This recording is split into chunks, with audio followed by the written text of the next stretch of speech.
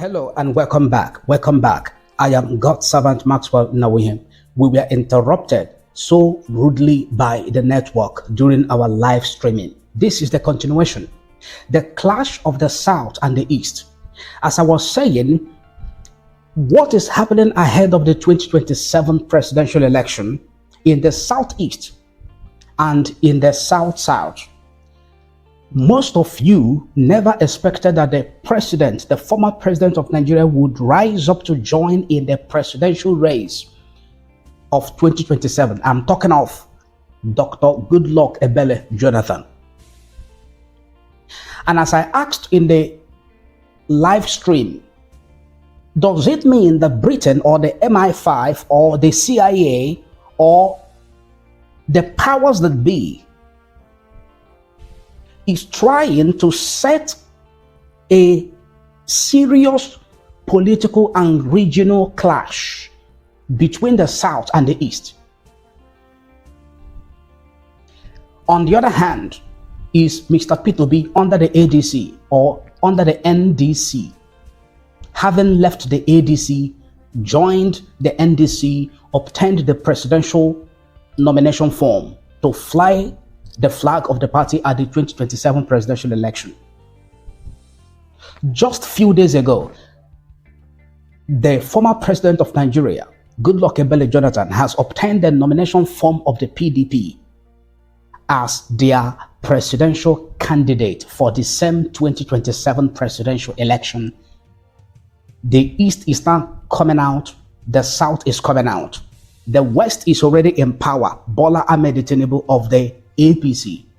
The North just handed over power to the West after President Muhammadu Buhari exited office. The North want to take the power back.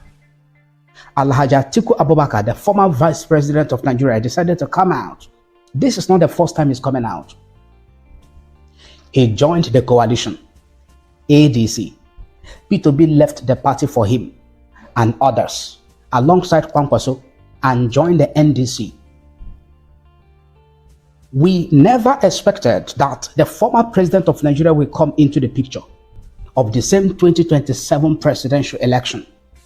And in the midst of all of this, there is one man, Nnamdi Kanu, in the midst of all this. The Peter Obi presidential ambition and aspiration. Dr. Goodluck Jonathan's presidential comeback, in quote, presidential comeback. That is what it will be if he wins the election in 2027. That would have been a presidential comeback. And Nnamdi Kanu of the Biafra restoration, the Biafra independence movement. You now have about three choices. Are you for the former president, Goodluck Jonathan? Or are you for Mr. Peter Obi? Or are you for Nnamdi Kanu? You need to understand what is really happening ahead of the 2027 election. The question is this: is the Southeast backing Peter Obi? Is the Southeast backing Peter Obi? You may say, oh, why are you asking this kind of question? It's a question. And now that the former president has joined in the presidential race, I'm going to play some clips for you to listen. I'm going to play some clips for you to listen. Also, a prophecy is coming on this channel, Maxwell Nnawuihe channel, tomorrow. Tomorrow, the 21st of May, 2026, there will be a powerful prophecy coming to you on this channel, Maxwell Nnawuihe YouTube channel, by 6 p.m. So between 6 and 7 p.m., you have to pay attention. You have to make sure once you receive the notification, even if you did not receive notification because of network, make sure that between 6 p.m., 6:30 p.m. and 7 p.m. on the 21st of May, tomorrow, you are here on this channel, please. If you are waiting for notification, you may not be able to receive notification because sometimes network issues and all that. But set your calendar, set your time. 6 p.m., 6:30 p.m., 7 p.m., 21st of May, the major prophet of God, Maxwell Nnawuihe, I will be giving you prophecy, powerful prophecies about the wife of Nnamdi Kanu, about the younger brother of Nnamdi Kanu. I'm going to be giving you prophecies on this channel. Now, back to what I was saying, the subject matter under discussion. Is the Southeast backing Mr. Peter Obi? And now that the former president of Nigeria has joined the presidential race, will the Southeast continue to back Mr. Peter Obi? Or will they start backing or supporting the former president, Goodluck Jonathan, having tested his administration? Having tested his administration for 4 years, the economy of Nigeria under the former president, Goodluck Jonathan, was better than what we have today. It was far more better. You cannot even compare it with the economy under Buhari, with the economy under Tinubu. You cannot even compare it. Having experienced what he could do or what he can do in politics, his transformation agenda, his people-oriented kind of governance or government or policies, will you now abandon Mr. Peter Obi for the former president, Goodluck Jonathan? Or are you going to stick to Mr. Peter Obi and tell Mr. Goodluck or Dr. Goodluck Jonathan to stay out of the way? Remember, in the middle of these two people, from the south and from the east, is a man, Nnamdi Kanu, in the middle. Now, with the South rally around, with the South as they call it, rally behind the former president, Goodluck Jonathan of the PDP, to bring him back to power. Why is he coming back to Aso Rock? Why is it that he wants to come back to Aso Rock? Why did he, after handing over peacefully power to Muhammadu Buhari, now decide to come back to the same Aso Rock that he said that his political ambition is not worth the blood of any Nigerian? Is he also guaranteeing Nigerians? Is he also assuring Nigerians that now that he is coming back to power, now that he wants to become the president in 2027, that this his 2027 presidential ambition will not cost the blood of any Nigerian? Will President Goodluck Jonathan guarantee that? Will he guarantee that? And where does Nnamdi Kanu and the Biafra independent movement stand in the midst of all these political calculations?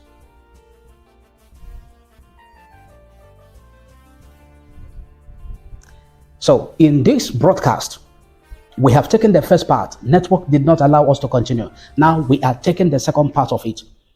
I am breaking it down. The growing clash of political and regional and ideological interest between Mr. Peter Obi and President Goodluck Jonathan in the 2027 possible return. As I said, political comeback and the increasing influence of the Nnamdi Kanu-led Biafran independence movement. Whether you like it or not, the influence is still there. These two great actors, or these two great figures, public figures, political figures, Goodluck Jonathan and Peter Obi, cannot sweep away the influence of the Biafra independence movement led by Nnamdi Kanu. It is not possible. It's not possible. So, this is what you need to know. Add your comment in the chat section. Add your comment in the chat section. Add your comment there. And tell me why Mr. Peter Obi is a better candidate than the former president, Goodluck Jonathan. Or you tell me why the former president, Goodluck Jonathan, is a better candidate than Mr. Peter Obi. What should be the basis of the comparison? Remember, Mr. Peter Obi has not been to Aso Rock. Mr. Peter Obi has not tested power at the top. Mr. Peter Obi has not known. I'm not talking of as in having some information or having privileged information as a former governor of Anambra State, but as being as the president of Nigeria. sitting in that office as the president of Nigeria. Mr. Peter Obi has not had such experience. He has not entered that sort of before as the president. He has not been elected before, or should I say, he has not been sworn in before, and he has not led Nigeria before as the president of the country. So he has not experienced presidential power. He has not tested it.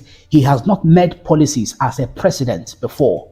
He has not made policies. He has not led Nigeria as their president before. Power at the state level is different from power at the federal level. Okay? He has not been a Senate before, right? Good and fine. But that does not mean that he cannot make a good president.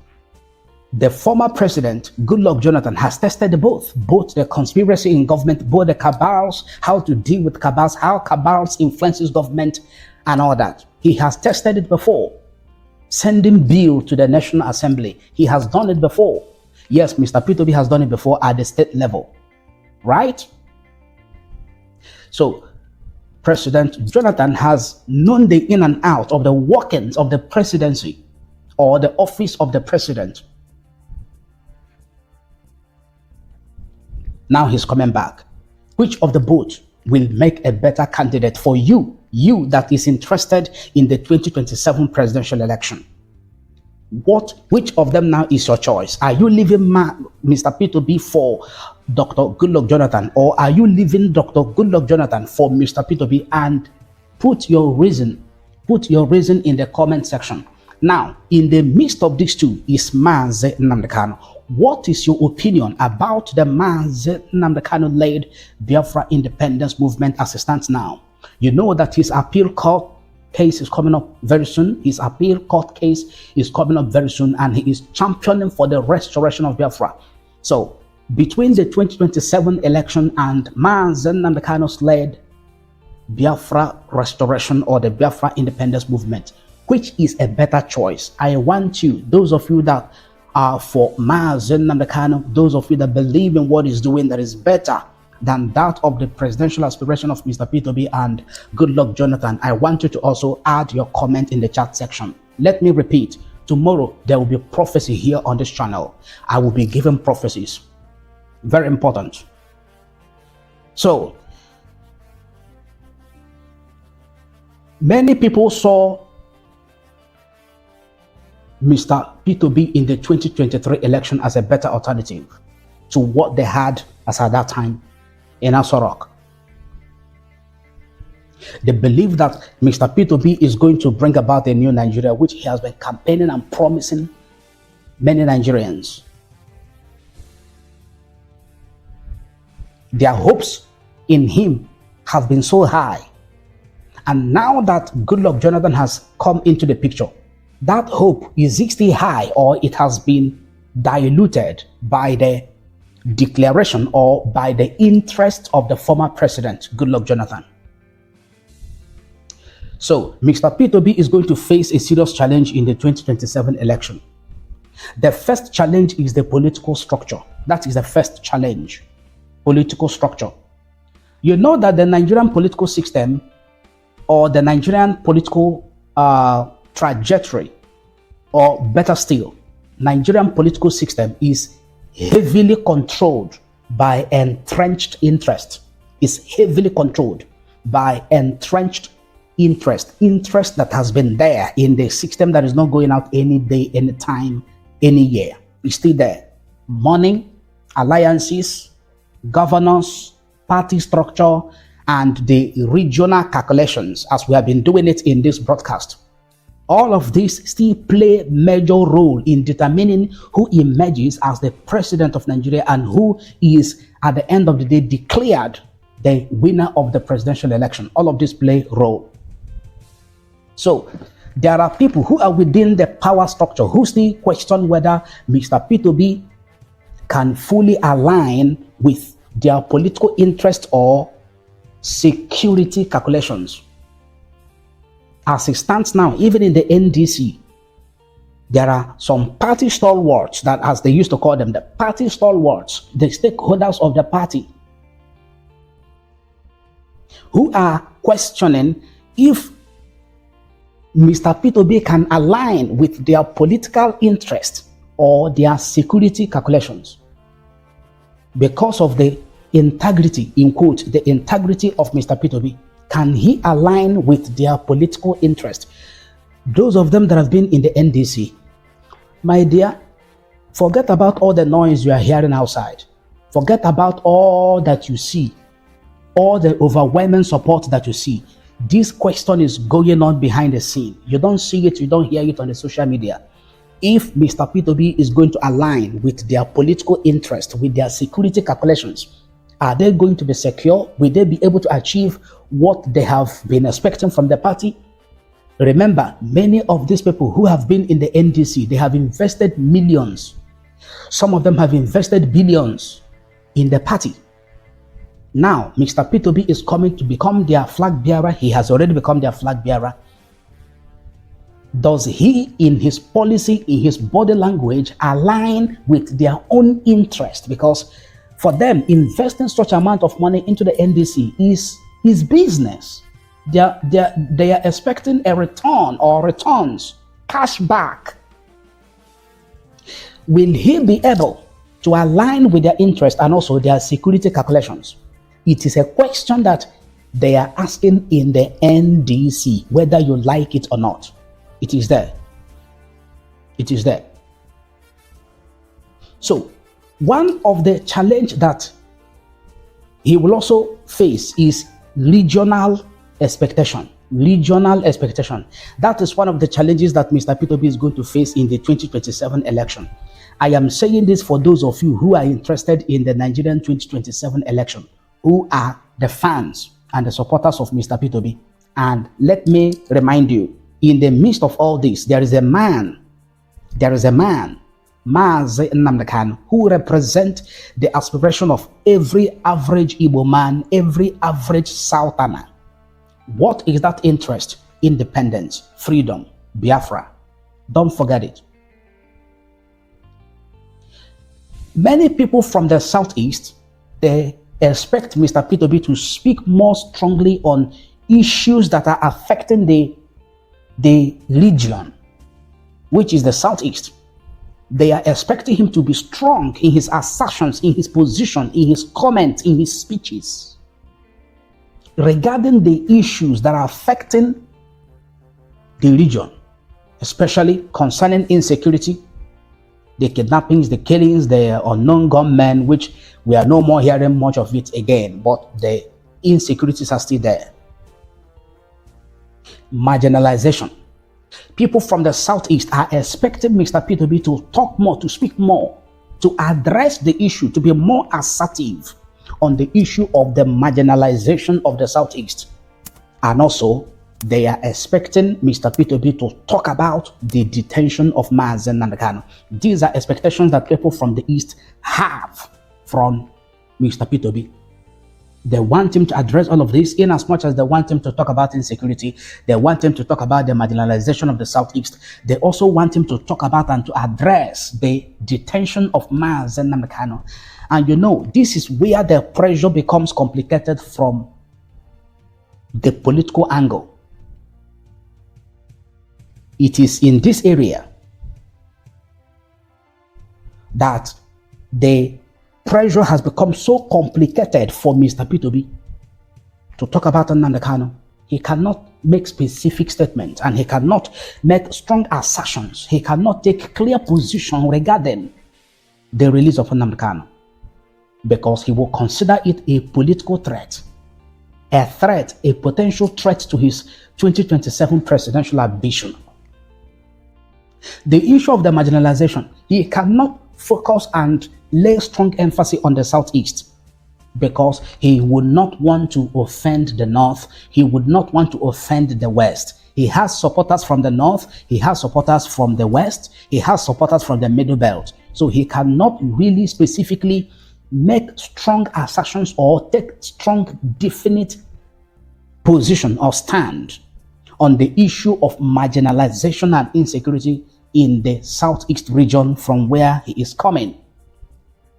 You know why? Because if he speaks too strongly, some people may accuse him of ethnic politics.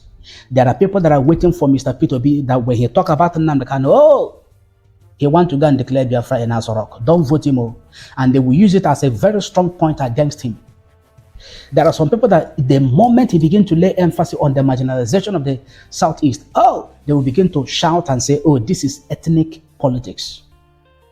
There are some who are waiting for him. They have laid the trap that when he begins to talk about what the Fulani militias are doing to the farmers in the Southeast and a lot of insecurities, they will say, he is playing a regional or ethnic politics. So if he remains silent, others may accuse him of abandoning the people. You see why it is important for someone to take a definite stand, just like Nnamdi Kanu. Nnamdi Kanu came out and said, what I'm talking about is Biafra. I'm not talking about politics. I'm not talking about election. I'm not talking about becoming the president of Nigeria or vice president of Nigeria. I am talking about Biafra. So that those that will support him will know what he stands for. And those that want to hate him should go ahead and do so. And that is exactly what he has done, and he has not changed his position. So now, Mr. Peter Obi is really facing strong challenge. Remember, Goodluck Jonathan is around the corner right now. Remember, I'm going to still play clips to you. I'm going to play clips. Like and share this broadcast, please. Like and share it now, everywhere.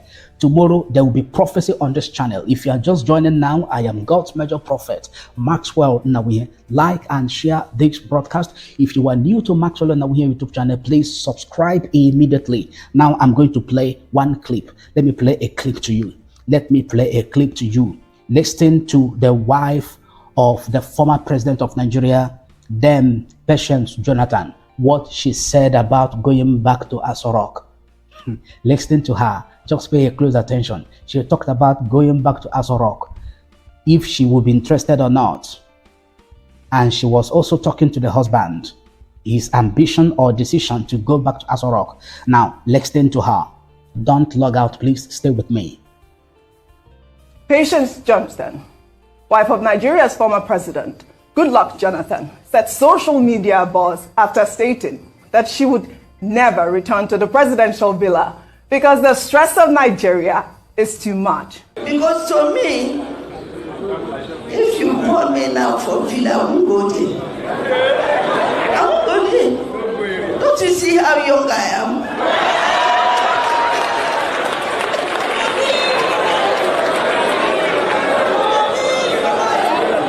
The stress is so much. The stress of Nigeria is so much. If God managed to bring you out of it, you should glorify God.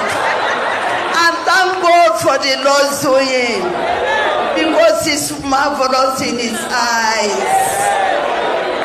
He has taken you there once. Why do you want to go there again? Yeah, I won't go.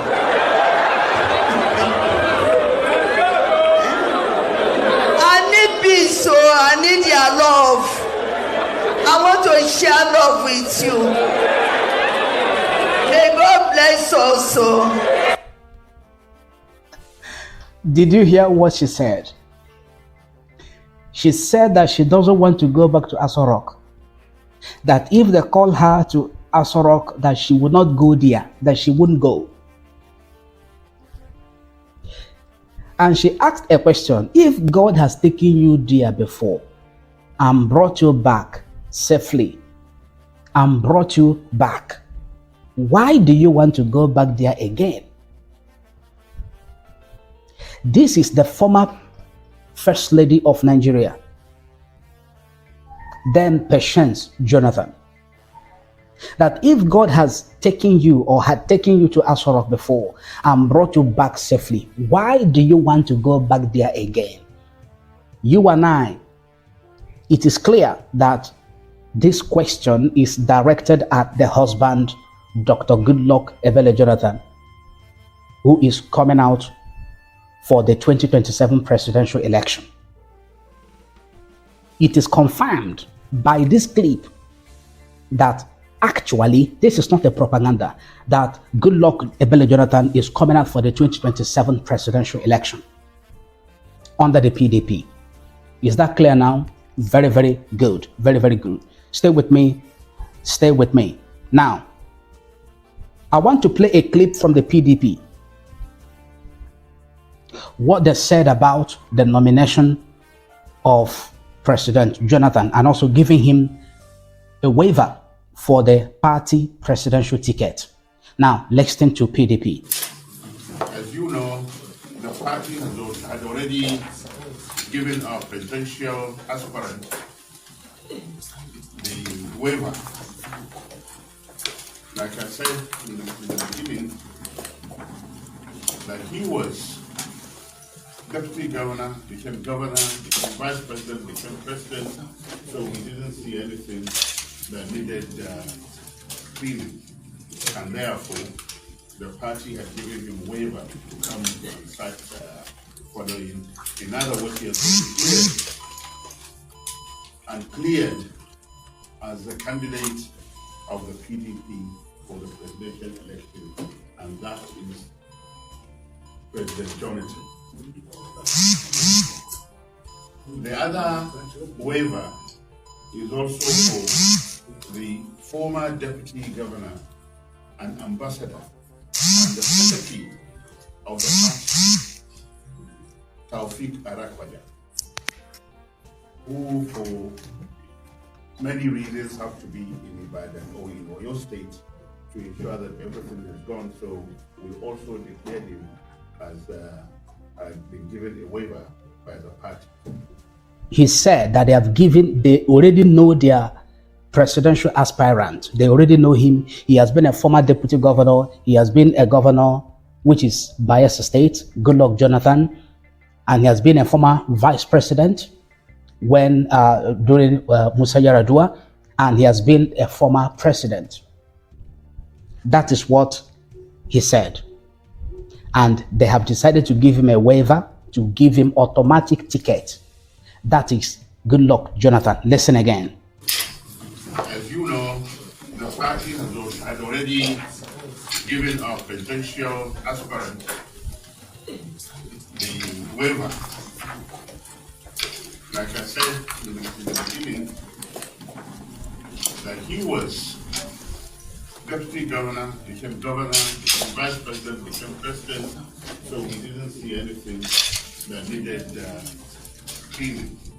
And therefore, the party had given him waiver to come and start following.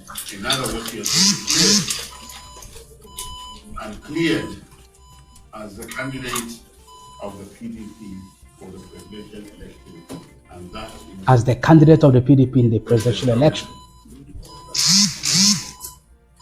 The other waiver is also for the former deputy governor and ambassador and the secretary of the party, Taufik Arakwaja, who for many reasons have to be in Ibadan or in Oyo State to ensure that everything is gone. So we also declared him as been given a waiver by the party. Did you hear that? Now, I'm going to bring another clip to you. Listen to the reaction of Mr. Peter Obi when he heard that the former president, Goodluck Jonathan, is coming out for the 2027 election. Listen to his reaction when he was asked by the press, his response, and if that wouldn't be a challenge. Pay attention. Remember, tomorrow I will be giving prophecy on this channel, Maxwell Nnawuihe YouTube channel, between 6 p.m. and 7 p.m. tomorrow, the 21st of May, 2026. It is one of the prophetic sections you cannot afford to miss. Tomorrow's prophecy is one of the prophetic sections from this channel, Maxwell Nnawuihe, that you cannot afford to miss. So set your time to that very time, between 6 p.m. and 7 p.m. Central African time. Central African time. That should be, for those of you in America, in Canada, that should be about 6 hours ahead or 5 hours ahead. We will be 5 hours ahead of you or 6 hours ahead of you. It may be your 12 noon or it may be your 11 a.m. or your 1 p.m. It all depends. So that's why you need to follow up. Between 6 p.m. and 7 p.m. tomorrow, I will be giving prophecy on this channel. Now listen to Mr. Peter Obi, his reaction to the interest of the former president to run for the 2027 presidential election. Listen to Mr. Peter Obi. The coming of former president Goodluck Jonathan into the fray, a lot of people are afraid it's a ploy to actually diminish your candidature in the South. No, he actually I'm not aware of that, but democracy is about people offering themselves for service and being voted for. I'm not in any way going around looking for who and who is contesting. I'm concentrating on how to build a better Nigeria. How would you build a better Nigeria, sir? In few words, just tell us how you build a better Nigeria. By first uniting the country, because it's not a united country today. We have to govern the country by the Constitution of Nigeria, which stipulates that there's a federal character where you have to make sure that it is inclusive. The country must be united. The country must be secured. We want to see where mothers can no longer fear when their children go to school. When they can no longer fear when their children go to work. And when we can travel all over Nigeria without fear. We have to think about how to feed the people of Nigeria. So many Nigerians today go to bed not knowing where the next meal will come from tomorrow. That must change. We must live in a country where people do not turn public assets and public wealth as their private assets. So we must fight corruption to a standstill and make it work for everybody. In Nigeria where, like I say every day, a child of nobody can't be somebody without knowing anybody. A Nigeria that works for all. And our commitment is total.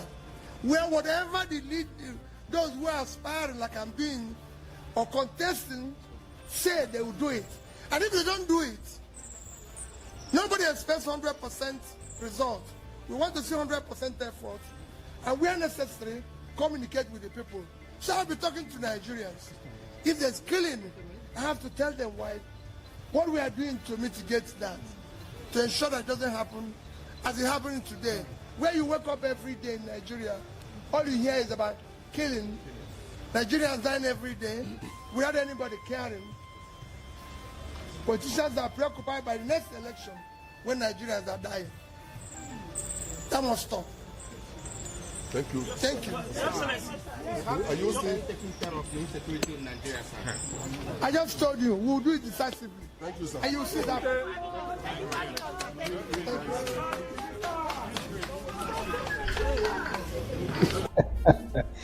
Did you hear what Mr. Peter Obi said about why he's coming out for the presidency? Why he's contesting? Economy, people are suffering, it must stop, insecurity and all that. The former president who is now coming out, these things were there when he was in office or when he got into office, from Musa Yar'Adua to himself. Why did he not address all of this? Why did he hand over power to former President Muhammadu Buhari and left office quietly? Yes, some people said he is not a retired general, so he doesn't know how to clinch onto power and hold power tightly. He's a Democrat. We agree.